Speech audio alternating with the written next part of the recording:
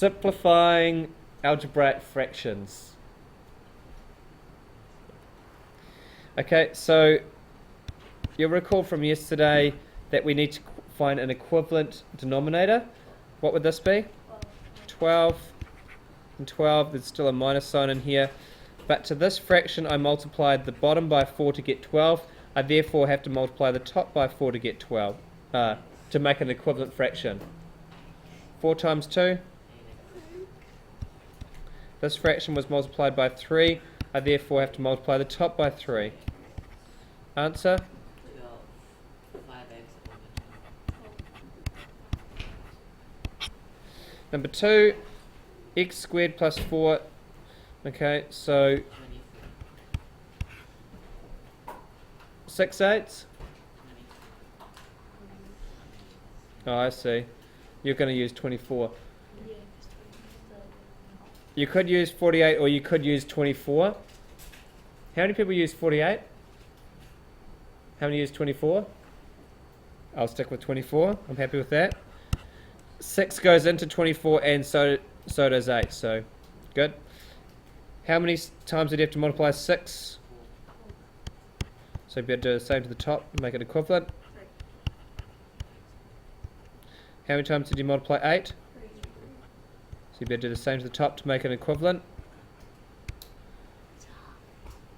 Answer?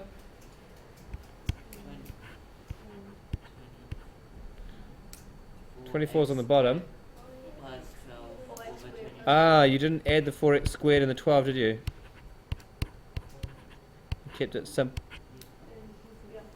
Can you simplify that, can you?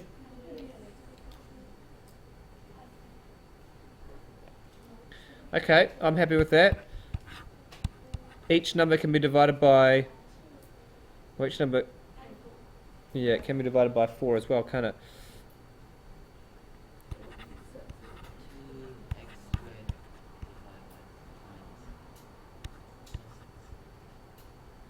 Is that right? So that's a 6 on the bottom. X squared plus 3 plus 6. I'll also accept this answer, but sorry, it's getting a little bit messy. 4x squared plus 12 over 24, or notice, yeah, if we can do the same thing to each of the 3 terms that are there, you could actually do it. In this case, we divided each term by 4. 24 divided by 4, 4 divided by 4, and 12 divided by 4. Okay, what was the common denominator here?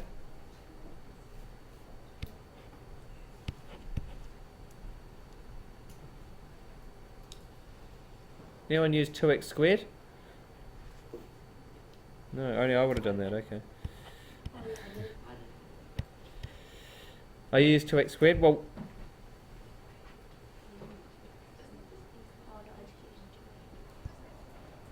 we'll do it both ways, and see if we get different answers.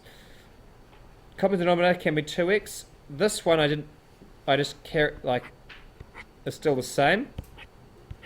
This one was multiplied by 2, therefore I better multiply the top by 2. Okay?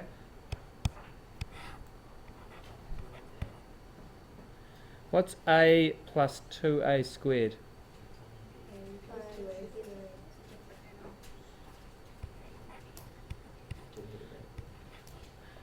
Hamish, can you fix your eyes on the board so I know you're not doing anything you shouldn't be? Thank you. Let's do it just quickly the other way that I was thinking of doing it, and that's go 2x squared common denominator. Right, multiply the 2 denominators together to get 2x squared. So on the top line here I'd end up with ax. On the top line over here I would end up with a squared, 2a squared x. Okay. That's exactly the same. 2x squared on the bottom, but we could end up cancelling an x, couldn't we? Okay, so if you got that, you could cancel that x with one of these x's, and you'd end up with the same answer. Next one, number 4. Common denominator? 4a, good. Still got a minus. What was happened over here? We multiplied by a. We better multiply this top by a. Over here we multiplied by 4. We better multiply that by 4. What's a minus 8? It's a minus 8, isn't it? Okay, and very lastly, so that's right. This last one, tried to make hard.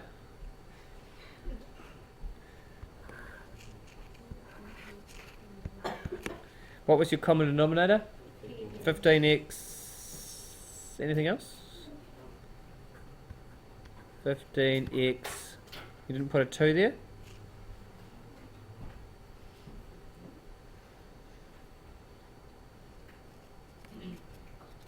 You could have done 15x squared, but again, you guys look like you've done lots of these before. Now, this denominator was multiplied by what to get 15x? The denominator was multiplied by 5 to end up with 15x. Therefore, I have to multiply my numerator also by 5. This denominator was multiplied by 3 to get 15x. I therefore have to multiply by numerator by 3, right?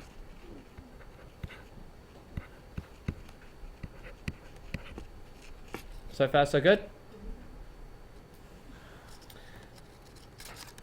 Okay.